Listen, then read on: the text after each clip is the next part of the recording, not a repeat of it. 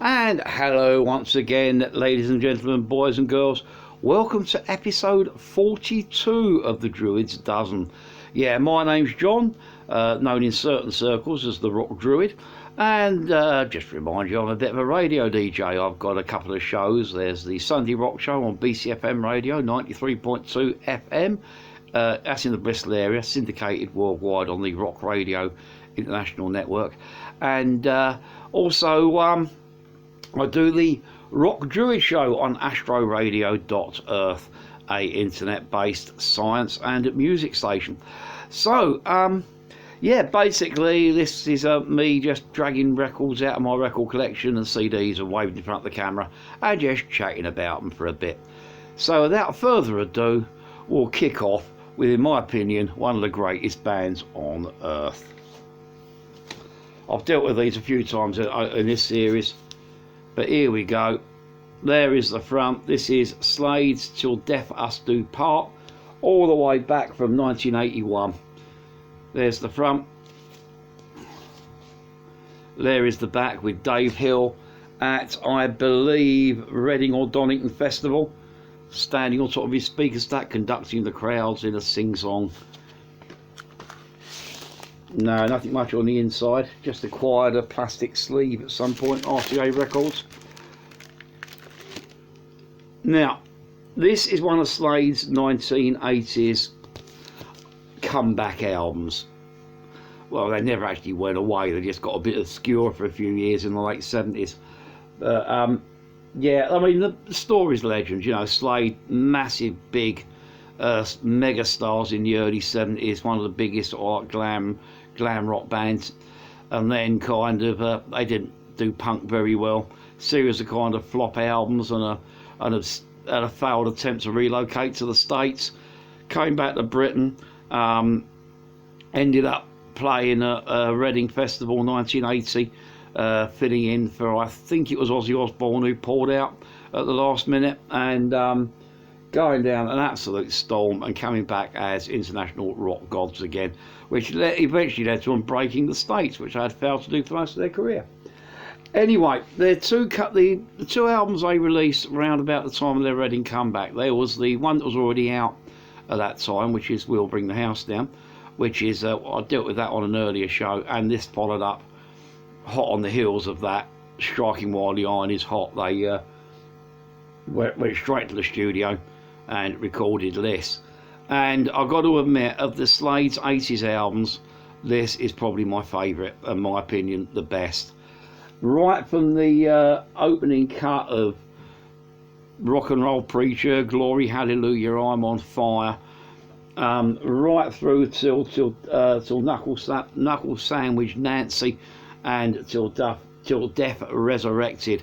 This album is a corker. Contains two fairly big singles on here. Lock Up Your Daughters and Ruby Red. Lock Up Your Daughters, I think, was top 10 in the UK. Ruby Red was top 20. It's just a classic Slade album. But fortunately, by this time, Slade were of the ability to get away from that kind of very commercial rock and roll sound that they were doing in their glam rock days. These were, and you know, all the tracks on this album sound like the classic heavier album track material that was on their earlier albums. Every single track's a winner. I've already mentioned Lock Up Your Daughters, great air punching anthem. My favourite cut on here is the title cut, Till Death Do Us Part. Just a kind of celebration of rock and roll volume. That Was No Lady, That Was My Wife, kind of typical kind of Slade humour. Interesting little kind of mellow instrumental section called Mahatma Coat, which is a very rare Dave Hill pen track. Most of Slade's stuff, if you didn't know, was penned by Noddy Holder and Jim Lee. But yeah, Mahatma Coat's a Dave Hill pen song, little instrumental. It's Your Body Not Your Mind. Every song on here is just a bit of an headbanger, and you know, I've been listening to this album over during the week, and I've even decided to open up this Sunday's BCFM radio show with a couple of cuts from this album. So, yeah, it's just a classic, just a great rock album, just a fantastic piece of heavy rock and roll. And if it's not in your collection, it should be. Yeah, 1981, Slade, Till Death Do Us Part. Okay, moving on.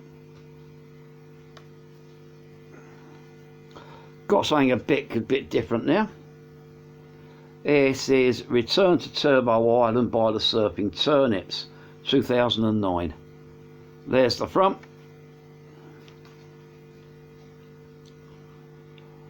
There's the back.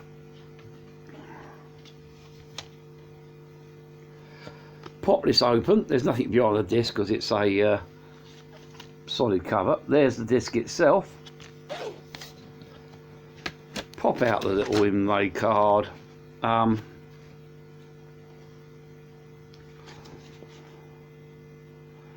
There's the back of the Turnips themselves. And there's a kind, not exactly lyrics, it's a little kind of explanation about what each song's about.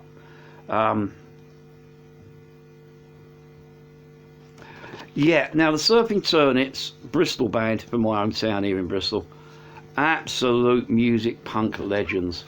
These guys are cider punk. It's a particularly West Country genre or subgenre of punk rock where they kind of blend kind of the out and out punk attitude of sort of like more traditional punk bands from the West Country, such as Chaos UK and the Subhumans, with the kind of scrumpy and western sound of bands like the Wurzels and the Carrot Crunchers, etc.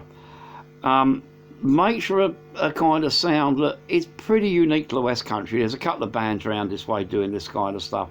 Surfing Turnips are probably the biggest and best known of them, but you know, it even influences bands like the Canadian folk punk band the Dreadnoughts, heavily influenced by them. And normally if the Dreadnoughts come to the UK, Surfing Turnips are on the bill with them somewhere because they're old mates and good friends. But anyway, Surfing Turnips have been around since around about the turn of the millennium. Put out a string of albums on EPs. They're not exactly prolific. So this is their previous full-length album, and they've only just this week issued their it's their second. I've only just got around to issuing their third, which I haven't got yet. I'm going to rectify that matter. But yeah, so not exactly prolific. But they've got a sort of few other EPs and singles out. This one is absolutely, it's just a cracking good party album. As I said, Bristol's famous for its cider, both production and drinking thereof. These guys are famous for their drinking thereof. They perform pissed every time they play live, but they still manage to hold it together just enough to do a very entertaining performance. The title, Turbo Island, there is a song on here called Turbo Island, refers to a small piece of green space, literally about 30 foot across, near on Stokes Croft in Bristol, where Stokes Croft joins up with a street called Jamaica Street. And it's a notorious place for, let's have a say, some of the alternative lifestyle people in Bristol, the ones that kind of like their cider too much and drink it all day long, especially the white cider. Turbo is a local brand of white cider. It's basically, all the appley goodness has been taken out and replaced by chemical headache-inducing nastiness. But it's very cheap, and well, it was very cheap, and it was where all the alkies went to drink, or Turbo Island. So, yeah. There's a couple of more sort of folky tracks on here, like Fiddler's Green, Camborne Hill, refers to a place in Cornwall. Other highlights on here include The Beast of Bodmin, which is a West Country legend of a phantom big cat which stalks the with Bodmin Moor down in Cornwall. Cider Swilling Time again, Scrumpology, One More Drink. Yeah, a bit of kind of piratey vein in here with Jack Was Every Inch a Sailor, but overall just very entertaining, just a really, really good album. It's fun, it's not to be taken seriously, and it's just it's an album of great drinking tunes, especially if you're drinking cider. This stuff is available. It may be hard to find the CDs, but they do periodic repressings of them. So this may still, you may have picked this up from somewhere.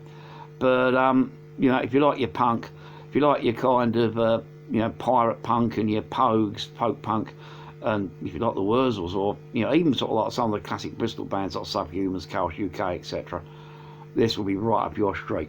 Yeah, Surfin Turnips, Return to Turbo Island, 2009, corking record.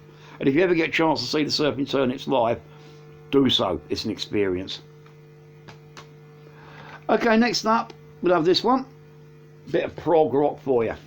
And I want to apologise in advance that it's got a price sticker there.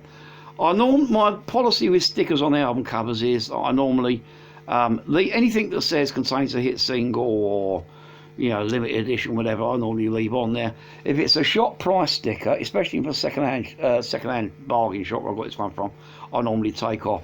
However, those nasty people at Plastic Wax Records in Bristol at one point had a series of stickers that permanently adhered to the covers, which mean that taking them off did damage the cover. So there's this one and one coming up later. Must have been brought around about the same time, so I got two stickers on. And yeah, so I apologise for that one in advance. But anyway, ignoring that little price sticker up there, which says I paid £2 for this second hand. Going back a good few years now, this was. Yeah, this is the Moody Blues, Every Good Boy Deserves Favour, 1971. There's the front, which kind of folds out into, there's the forward picture. Weird old men waving stuff in front of small children. Got a lovely piece of artwork across the middle as well. You can see that there.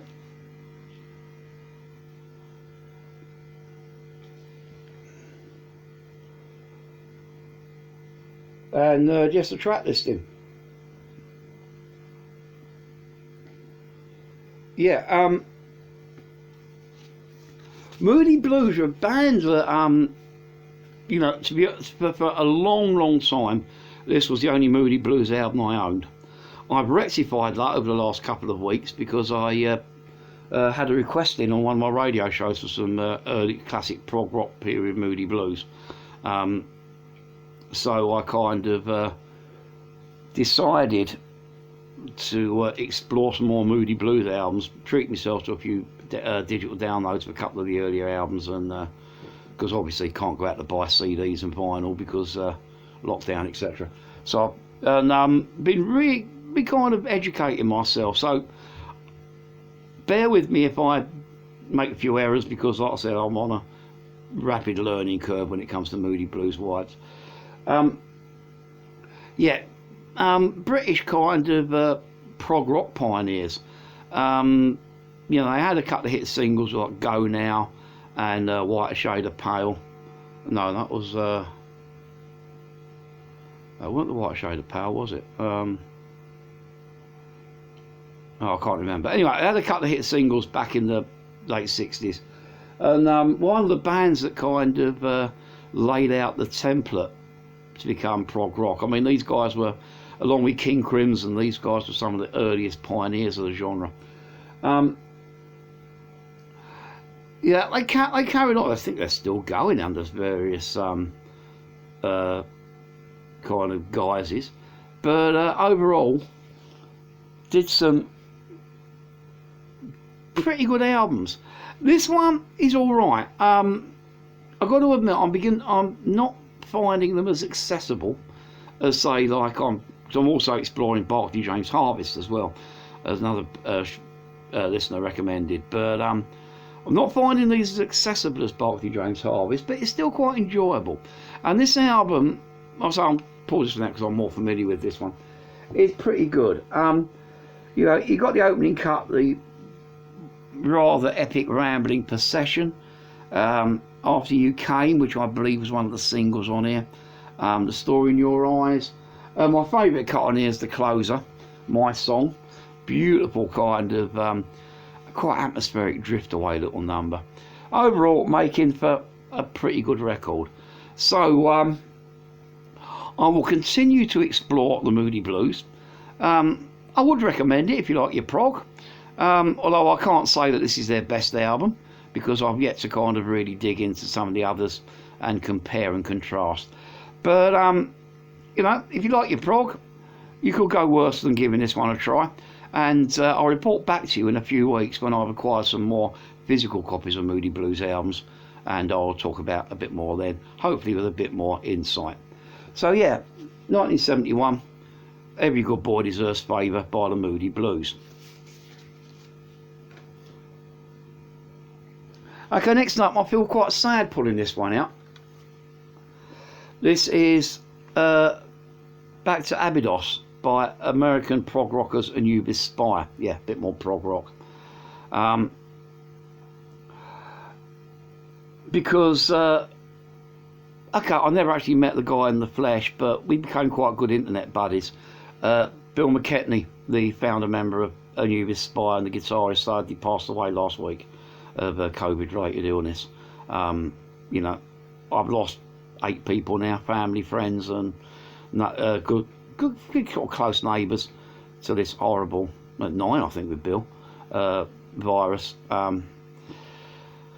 Yeah, it makes me feel quite sad holding this album up, but you know, I thought, you know, I'll give him a bit of a tribute, and what better than this album? Anubis Spire, New York based prog rockers basically, primarily a 3-piece. So there's the front. This album came out in, well, I can't remember. There's the front. I'll have a look in a minute. Maybe it tells me on the inside. There's the back, but I know it's mid-2000s, I think.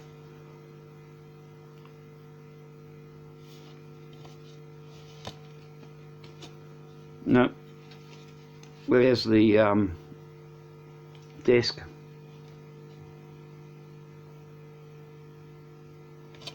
And that's just the few album credits and who's playing. No, it doesn't say when exactly it was released, but I think this was say late 2000s or mid 2000s, 2006. I'm guessing at. They only did about 4 or 5 albums between about 2000 and a couple of years ago when their last one came out, all of which are very good. This one is primarily an instrumental record. Actually, I think it's all instrumental, this one, if I remember rightly. Yeah, got aspects of Gong, early Rush, you know, the kind of, you know, Caress of Steel period Rush kind of thing. You know, kind of, maybe it's a little bit jazz rock in places. Bill McKechnie used to design and build his own guitars. And he used to make strange ones, like he had an Anubitar, which was kind of like a guitar and sitar hybrid. He did kind of a guitar that was kind of double-necked guitar and kind of mandolin kind of thing. Just very, very talented musician, talented songwriter, and yeah, built his own guitars. Guy's a bit of a ledge. Yeah. So this album's quite laid back. It's quite trippy. Yeah, sort of like tracks like Hope in Transition, Two Falls Left, which is basically it's a bass feature featuring, who's the bass player on here? Tim Costley, bass player. Yeah, there's a couple of one or two of the tracks here recorded live. Did it say where the live songs were recorded? No, it just says live in concert. Yeah, my favourite cut on here is Whirling Towards Shambhala, the closer. Fantastic piece of guitar work from Bill. Absolutely storming track. Overall, pretty good album. I don't know how I've got all the Anubis Spire albums. Just as I thought I'll drag this one out today, but highly recommend it if you can track them down. You check them out. I don't know because Anubis Spire is effectively Bill's baby. I don't know what the state of play is as since Bill's passing as to the availability of his music, but you know, have a dig. There are tracks up online you can listen to, so please do so. Yeah, in tribute to Bill McKechnie, the guitarist, back to Abidos by Anubis Spire. Okay, next up we'll have a change of gear. We'll go a bit dark and gothic.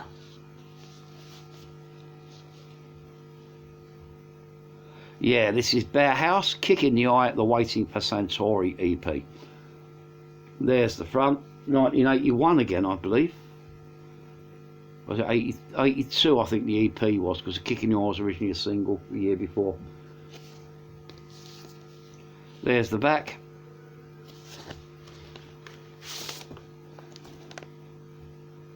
Yeah, 82. There we are, Beggars Banquet Records.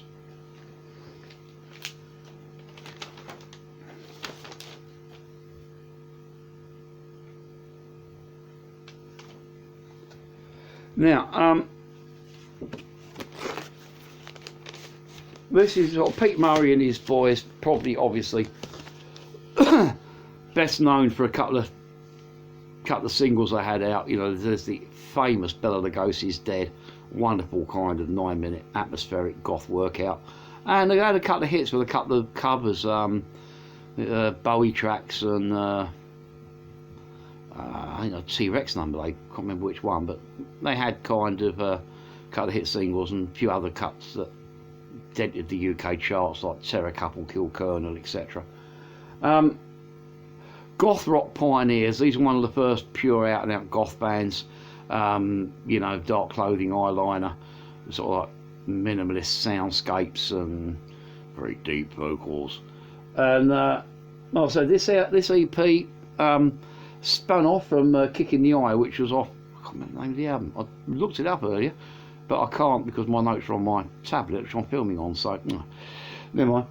Kick in the Eye was on an album that came out in 1981, was a minor UK hit single, and then it got a kind of remix, and with a couple of unreleased tracks, In Fear of Dub, Harry and Earwax added, and yeah, basically got repackaged as an EP for a second run at the UK charts. Don't know if it succeeded or not, but who cares? It's a pretty good EP. It's I won't say it's Bauhaus at their best. I mean, my favourite Bauhaus album is still the Stigmata Mater album. Oh, sorry, Flatfield album from 1980. But you know, it's better than a Kick in the Eye, or actually, it is a Kick in the Eye, but better than a Kick in the Head. And overall, pretty good. Obviously, Kick in the Eye is probably the best track on here. In Fear of Dub, almost kind of like a goth reggae track. You know, Earwax and Harry, I think in the overall Bauhaus canon are fairly disposable songs, but you know, worth a listen. And they're not, you know, believe me, there's nothing bad about them. It's just that Bauhaus have done better. Yeah. Yeah, I see this one in charity shops quite often, and also look out because there is a very rare version where In Fear of Dub, this isn't one of them unfortunately, In Fear of Dub, when you actually play the record, is another track. I can't remember what track that is, but so if you check out, if you have a copy of this, give it a play, and if In Fear of Dub isn't In Fear of Dub, you have a collector's item. But anyway, yeah, Bauhaus, always worth a listen. From 1981, Kick in the Eye, Waiting for Satori EP. Enjoy. Okay, next up, we're going to go a bit proggy again. We've got a bit of a prog vibe going on this week's show. And we have this one. There's the front. This is an Adolescent Fantasy Volume 1 by Demon Dude's Revenge. There's the front. There's the back. If I pop this open, one of those black discs. I don't know what it is. There's something about those black CDs. I mean, this one still plays fine, but there's something about those black, sort of look like a single CD that I don't know. They don't tend to last as long. They tend to corrupt a lot easier than your standard silver discs.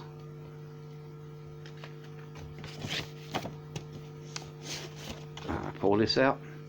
There's the back of the card. Basically, it's credits, and then there's artwork and a track listing in detail on the gatefold sleeve.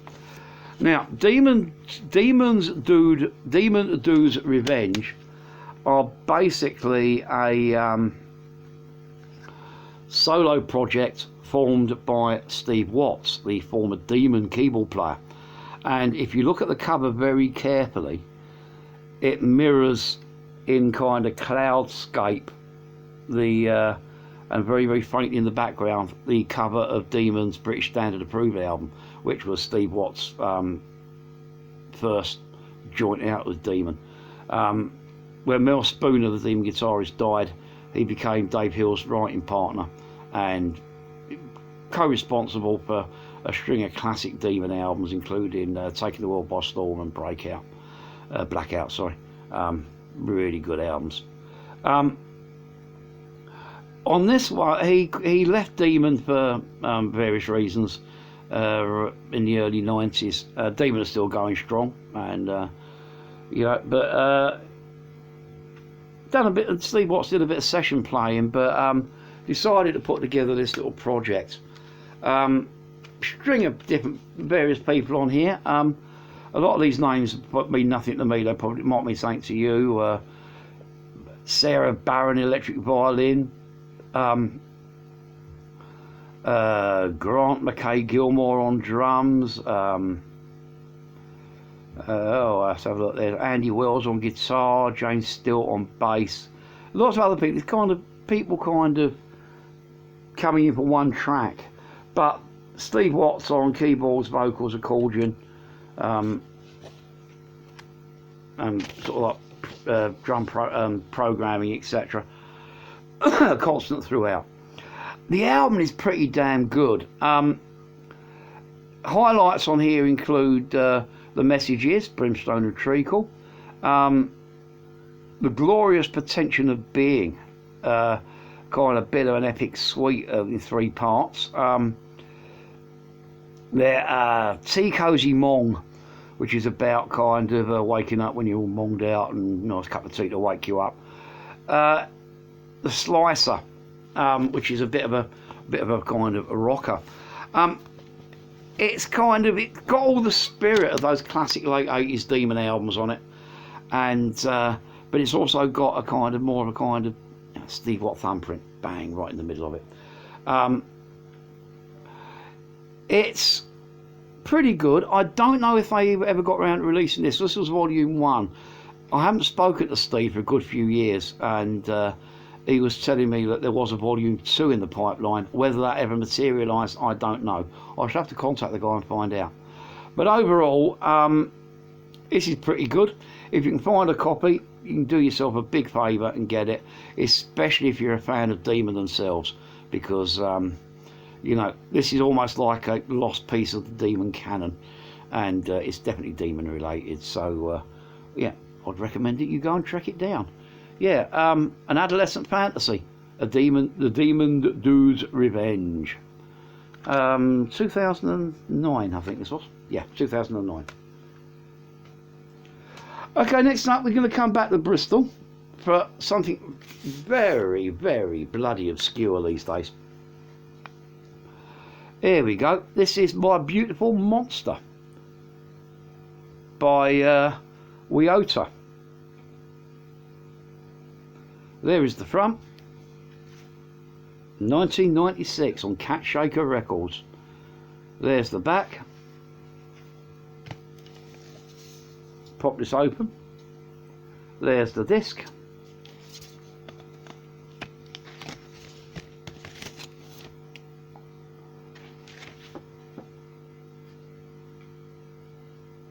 Pop this open.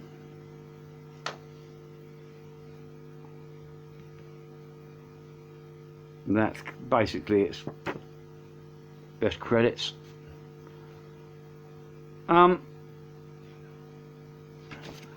Weota were a kind of Bristol kind of alternative rock band. One of a number of bands that were kind of quite popular within the city, at least, if not beyond the city, in the 90s. Other bands from that scene that kind of I can remember. There was a band called Occam's Razors, and a band that I used to actually go and try and follow around a bit. You know, I was stalking them. You know, a band called Best Boy Electric. Weota are on that scene. They're kind of, I say, alternative rock, a bit indie. Oh, a little bit to the kind of Britpop, but we're talking more sort of like Blur than Oasis. We're talking more kind of Pulp than Jane. Maybe they owe bits to bands like REM as well. You know, that's the kind of wicket they're coming off. They were a pretty good live band. Like I said, I purchased this at one of their gigs because they impressed me enough, and I saw them live a few times back in the day. And this album's pretty good. It's going to be like, this obviously is going to be like hen's teeth to find. But if you can get hold of a copy, look out for the tracks Soaked to the Skin, Mumbo Jumbo, Take Me There, and Changing Times are probably the highlights on here. But overall, it's pretty good. It's not particularly heavy, but it's extremely well played. Guitarist Andy Knapp. He's a vocalist, sorry. Andy Knapp, the vocalist, I think he's still active on the Bristol scene, though I can't remember exactly what he's doing at the moment. As opposed to the rest of the band, Lord knows. But, you know, they may be obscure, but, you know, I must have shifted a few copies of this in the time. So, you know, there's a few people, especially around the West Country, that might have a copy of what this laying in their collection. And if you have, you've got a little bit of an obscure gem. Yeah, My Beautiful Monster, Weota, 1996. Obscure, but quite good. Okay, next up we'll have another one from the Plastic Wax. Weird, nasty bastard, unmovable sticker selection. I've got a few of these. I've been avoiding dragging them out until now, but then I've realised that, well, I brought a Moody Blues one out, and I thought, well, if I'm going to have to talk about that, I might as well have another one as well.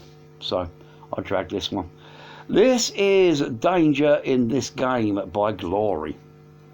There's the front. There is the back. This has got to be one of the worst sleeves I've ever come across.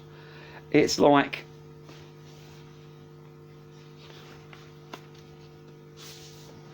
it's the sort of thing you would expect a cheap 12-inch single to come in. It's almost like paper. It's terrible. I have seen copies of this album in more substantial sleeves, but mainly on import from Sweden, where this band are from. You know, but this is kind of, the actual physical production of this record is terrible. The sleeves crap, not the actual musical production, but the way the actual package is put together. It's a cheap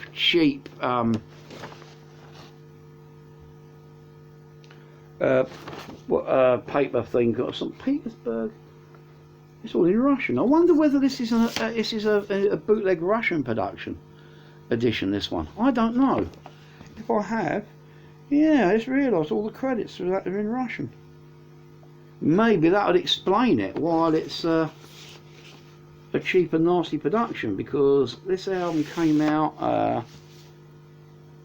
1991, which is round about the time of the fall of communism, when Russia began to get its kind of Western music industry up, and they probably got rushed out by a former communist record label. Yeah, so I'll take back what I said about, don't know what the Swedes were thinking. Anyway, on to the music. Glory were a band out of Stockholm. I don't know whether they're still going or not.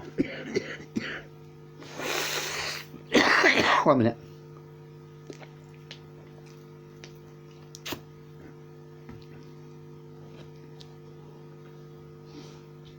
Yeah, I don't know whether they're still going, but they're one of these bands that came out along with you know, bands like Threat and Europe. They're kind of that kind of you know, metal so soft it's almost like Mercury, you know, runny metal. But you know, there was something about that. I mean, you'll find if you ignore Final Countdown, which I heard, which I think everybody's heard to death, and Carrie, which was Carrie Ann, whatever it was, which was a god awful track. You know, Europe had, you know, Europe were quite good. They still are quite good, actually. I've got a few other Europe albums knocking around. Just had a couple of songs, one of which I got played to death, and the other one's another kind of really naff ballad. But anyway, they had a lot going for them, and Gloria in the same boat. They're kind of heavy enough to be interesting, but not quite heavy enough to be true metal. It's kind of yeah, quite soft, quite radio friendly, quite ear friendly. But you know, these guys can play. They're a competent band. They can knock out a good tune. I don't know who's in the band. There's no credits on this album whatsoever, and I could have looked it up, but I didn't bother. A bit of a rush today, you see. This has got, well, I'll finish by 4 because I'm coming through to do some work in the living room, so fair enough. But anyway, tracks I need to look out for: Like an Eagle, I'm Hurt. The title track, Danger in This Game, quite a nice little kind of light away, quite air punchy anthem. There's This Is the Love, which is a lighter waving ballad from hell. Survivor, lovely slice of stadium rock. Overall, it's not bad. I haven't heard anything else by Glory. Maybe I should go and check out, try and track down at least another 2 albums after this one. Maybe I should go and check them out and give them a listen. What do you reckon? Anyone out there tell me more about Glory? Yeah, in the comments. You know where they are, depending on what platform you're watching on. Yeah, Danger in This Game by Glory, 1991, or rather, this pressing's 1991 from Russia. I don't know when the original came out, but overall, not bad.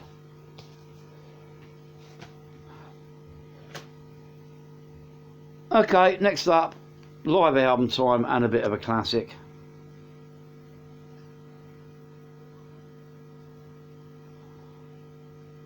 This is The Who live at Leeds. There's the front. There's the back. God, when was this one original?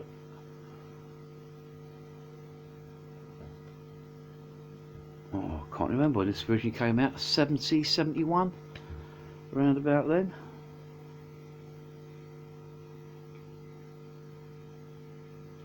Anyway, there's the disc.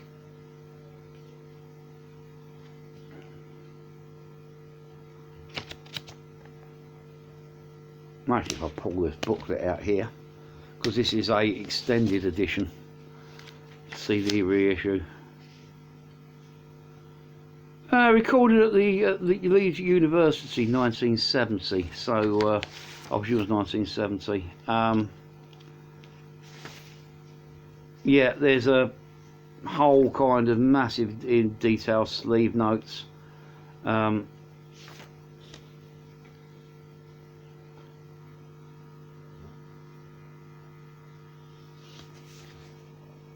You know, there's tells you all about the tracks. There's just folds out bits like this, and yeah, quite an interesting little reissue. I don't think this is the full set, because I know there's a version where they do a full, where basically they do maybe the full set. I don't know. I haven't read the booklet for ages, but I have heard kind of full renditions of Tommy from. From this period. Whether that's the same, I'm getting mixed up, I don't know. I love the Who, but I'm not a Who aficionado to the fact that I can quote chapter and verse about their releases. Correct me in the comments if I, tell me. Is this the full gig? Are there longer versions out there? Because I'm sure I've heard a complete Tommy live in Leeds. I don't know. Was that a different gig? Different bootleg maybe. But anyway, it's one of the seminal live albums. This is the Who at their best. This is the Who ripping the Leeds University a new one and laying down one of the greatest live albums of all time. So this is an extended version. Because it's got tracks that aren't on my vinyl version. Things to look out for on here include the opening cut, Heaven and Hell, a Who number that they never recorded. Yeah, and then you have got things like The Amazing Journey of Sparks. You've got the full version of A Quick One, While Is Away. Some of their hit singles, you know, Substitute, Shaking All Over, My Generation, Magic Bus. Couple of classic covers, also like Shaking All Over and Summertime Blues.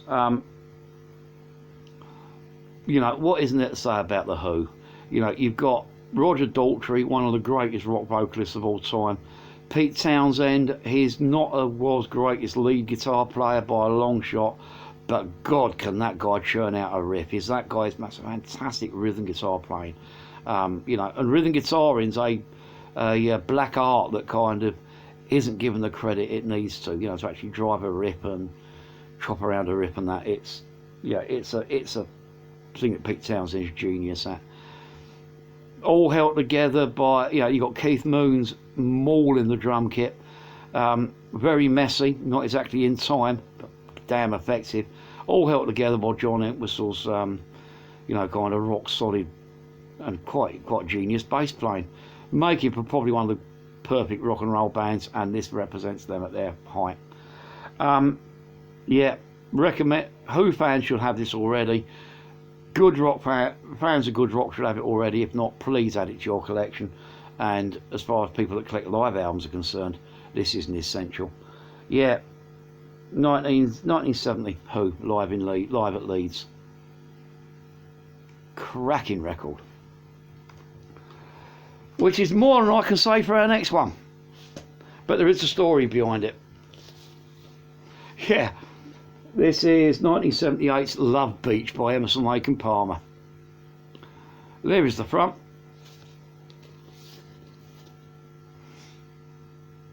There is the back. I don't think there's any... No, there's no additional paperwork or anything in here. Now, this one will horrify Emerson, Lake and Palmer fans, or prog rockers, full stop. But there is a tale to be told here. I'll try and tell it fairly quickly. According to Keith Emerson's autobiography, Diary of an Exhibitionist, which I've recently reread, which is what inspired me to drag this out to this one. By 1977, 1978, Emerson, Lake and Palmer are beginning to get sick of the sight of each other. Not on a personal level, it's just that you can get that if you're working with anyone that's kind of, especially when you're in a band with someone, you're on, you're in the studio, then you're on tour, and you see the song go full stop, and you see your bandmates more than you see your family, basically. And they were wanting a break. They were wanting to kind of hit Emerson, Lake and Palmer on the head, temporarily at least, and walk away. And they're all prepared to do it when someone from Atlantic Records came up and went, "Oi, no, you have another album on contract." So basically they put their heads together and said, how can we get maximum money out of a minimum effort and maximum enjoyment for minimum effort? So basically they got Atlantic Records to pack them off to Nassau Studios in the Bahamas, at Compass Point Studios in Nassau in the Bahamas, and basically had a nice Caribbean holiday. And while they were there, occasionally visited the studio just to throw down any old crap they could come up with, just to get this contractual obligation album out of the way. Um,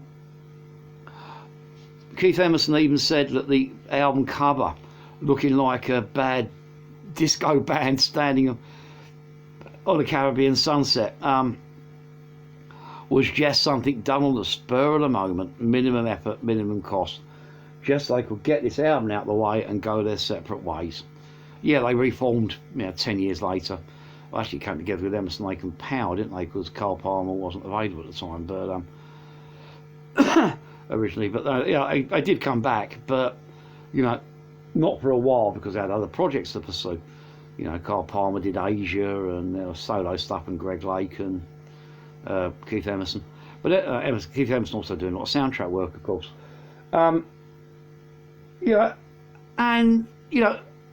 This is not a good Emerson, Lake and Palmer album, but when you consider what it is, it could be a lot worse.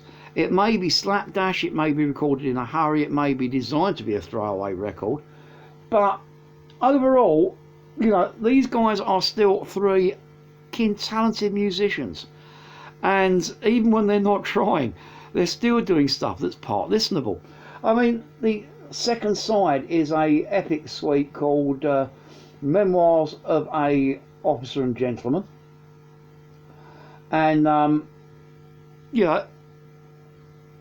it kind of sounds like an Emerson, Lake and Palmer tribute band. It's not unlistenable. There are a couple of tracks like Love Beach and For You, both Greg Lake pen songs, that are definitely in the throwaway ballad genre. The rest of it,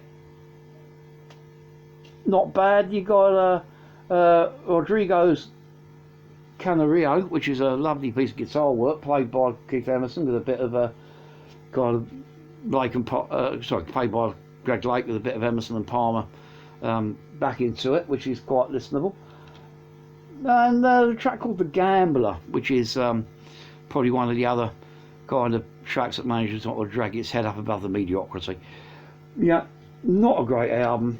Emerson, Lake and Palmer completionists only, but I still keep it in my collection because of the story behind it, and just to remind me that contractual obligation albums do exist. This is one of them. 1978, Love Beach, Emerson, Lake and Palmer. Not recommended unless you're an Emerson, Lake and Palmer completionist. Okay, the final CD for the day. Bit of metal. We've been a bit metal light this week, but hopefully these last two will kind of up the heaviness. Yeah, there's the front. This is City of Evil by Avenged Sevenfold from 2005. There's the front. There's the back.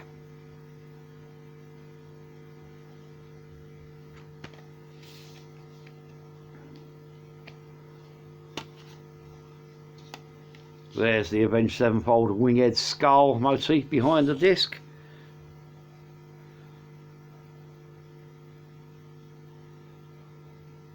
There's the disc itself with an interesting laser etching over the top. Whip this out.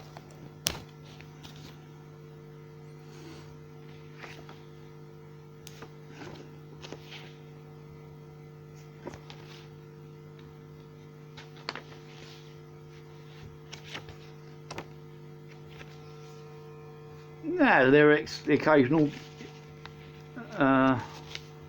picture. Nice. What would have been, if on vinyl, would have been the album gatefold, I presume. Although I'm not sure if this has ever actually had a proper vinyl release. Might have had one of those silly press it to vinyl and not remaster it properly issues, but I hate them. I'd said my overall rule is, I've got exceptions, but I tend not to buy modern vinyl unless I know it's been properly mastered for vinyl.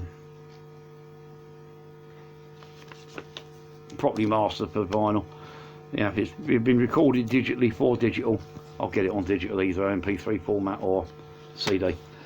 Anyway, Avenged Sevenfold, as unless you've been under a rock musically for the last umpteen years, one of the world's biggest metal bands at the moment. American outfit,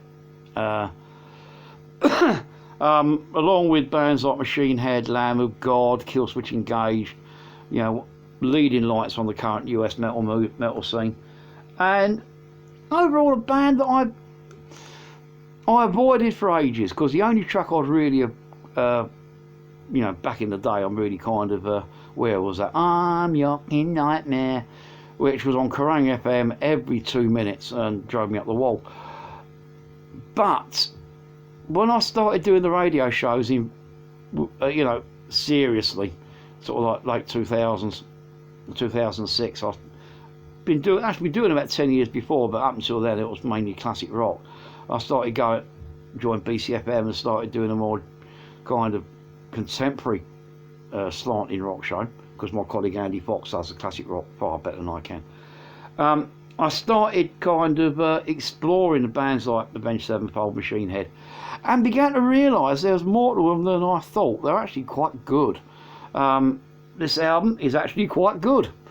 I think this was the last one to include the Rev on drums before he sadly died.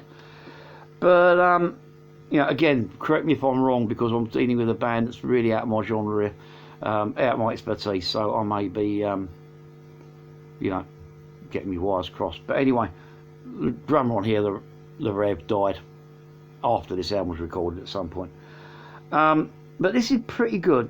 You got my favourite cuts on here are probably Backcountry, The Beast and the Harlot, Trashed and Scattered, and The Wicked End. All great tracks. I mean, all the tracks are pretty good, but they're the ones to me stand out. It's very metal. It's got a bit of a kind of contemporary production value to it. But you know, if you listen to this carefully and you listen to sort of like what went before it on the metal scene, it's not a million miles away from your Anthraxes and your Metallicas, and stepping back even further, you know, hints of Sacred Reich maybe. Definitely kind of influences from bands like Judas Priest and Iron Maiden. So this is kind of just metal generation 6 point whatever. Pretty good. This was one of the first Avenged Sevenfold albums I got. I had a couple given sent to me for the radio show purposes, but it's one of the first ones I actually went out and I started actually collecting their stuff on CD. I actually went out and brought this, and not a decision I regret, and I recommend that you at least give it a try. You may not regret it either. Yeah, 2005, City of Evil by Avenged Sevenfold. Pretty good. Leads us on to the final vinyl, and yeah, I said it this week. I had someone complained last week I didn't say final vinyl. I've said it this week, so the final vinyl is a absolute belter. Yeah, this is Introduce Yourself, Faith No More's debut from, good grief, 1987. I thought this was about 89, 90, but no, it's 1987. Wow. Yeah, there's the front. There is the back.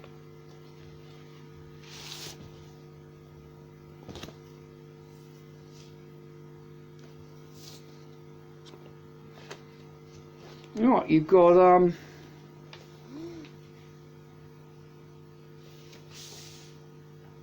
London Records inner sleeve here.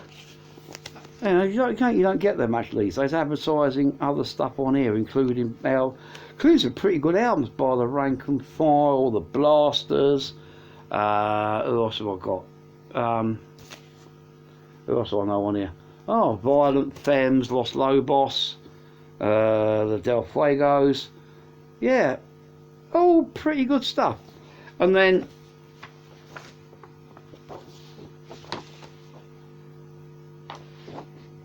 credits and lyrics.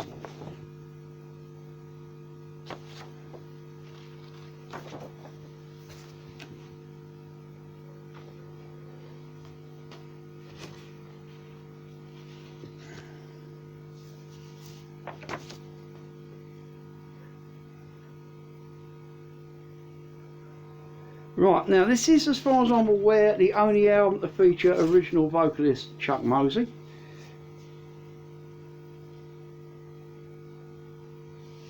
I can't remember who the guy that replaced him was, but I know he left at the end of this album.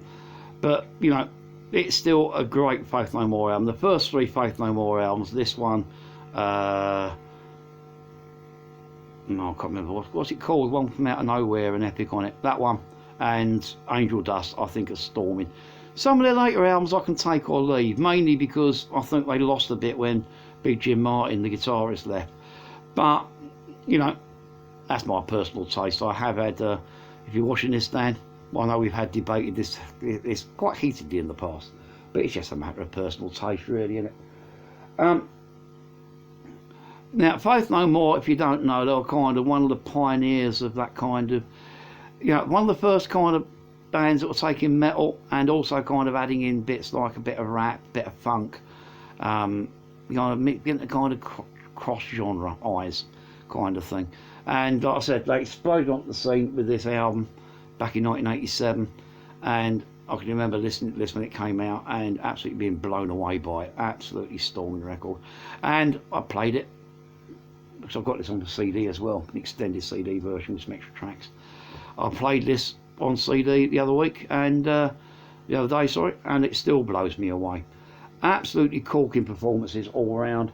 And his song, the old John Williams number, as a bit of a kind of odd inclusion, but it works. But they always did that. They did. Was it Easy, didn't they, on Angel Dust as a kind of off the wall track. Probably the best track on here, still my favourite. Faith No More track is We Care a Lot. Absolutely storming track with fantastic rapped vocal. Death March, Chinese Arithmetic, The Crab Song, Blood, Spirit, Introduce Yourself, the title cut. Every song comes at you and it just makes you want to jump up and down and party. And